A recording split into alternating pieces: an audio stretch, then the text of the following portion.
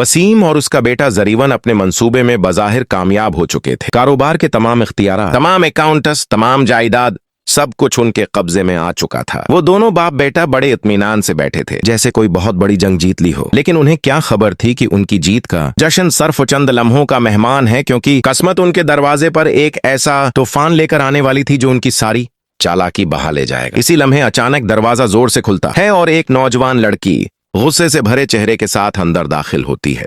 उसकी आंखों में नफरत, हाथों में कागजात और आवाज में इंतकाम की आग होती है। जैसे ही जरीवन उसे देखता है, उसका रंग जर्द पड़ जाता है, सांस रकसी जाती है, क्योंकि वो लड़की कोई आम लड़की नहीं थी, बल्कि वही लड़की थी जिसे उसने अमेरिका में धोखा देकर उसकी सारी जायदाद हत्थी आली थी।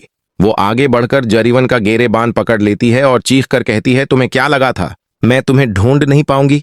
मैं तुम्हारा पीछा करते करते यहां तक आ गई हूं, और याद रखो मैंने पुलिस में कंप्लेन भी कर दी है। ये सुनकर बुतूल के पैरों तले जमीन निकल जाती है।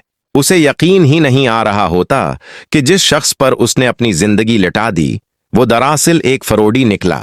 जरीवन फौरन ड्रामा रचाता है, अपनी आवाज में मजलूमियत भरकर कहता है, ये लड़की झूठ बोल रही है, ये सब राह की साजिश है। लेकिन अगले ही लम्हे वो लड़की एक कागज उसके मुंह पर फेंकती है। वो निकाहनामा होता है। ये देखते ही बतूल की आंखों के आगे अंधेरा छा जाता है और वो वहीं जमीन पर गिर कर बेहोश हो जाती है। लड़की जाते जाते जरीवन को आखिरी वार्निंग देती है, अब तैयार रहो, जो तुम्हारे साथ होने वाला है वो तुमने कभी सोचा भी नहीं होगा।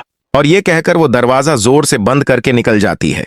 कमरे में खौफनाक खामोशी छा जाती है और पहली बार वसीम और जरीवन को एहसास होता है कि उनका बनाया हुआ महल अब रेत की तरह बिखरने वाला है। दूसरी तरफ जब आसिया को यह खबर मिलती है कि वसीम और जरीवन ने सब कुछ लौट लिया है, तो उसकी सारी अकड़ एक लम्हे में खत्म हो जाती है।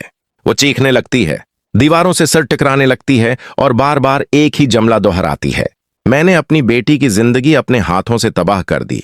अदील, जो अब पहले से बेहतर हो चुका होता है, गुस्से और दुख के मिले जले जज्बात के साथ अपनी बीवी को देखता है और कहता है, ये सब तुम्हारी जिद, तुम्हारी लालच और तुम्हारी गलतियों का नतीजा है। आखिरकार आसिया हिम्मत हार जाती है और अपने तमाम गुनाहों का एतराफ कर लेती है। हाँ, मैंने सब कुछ किया, मैंने साजिशें की, मैंने लोगों को धोखा दिया और आज अल्लाह ने मुझे उसकी सजा दे दी।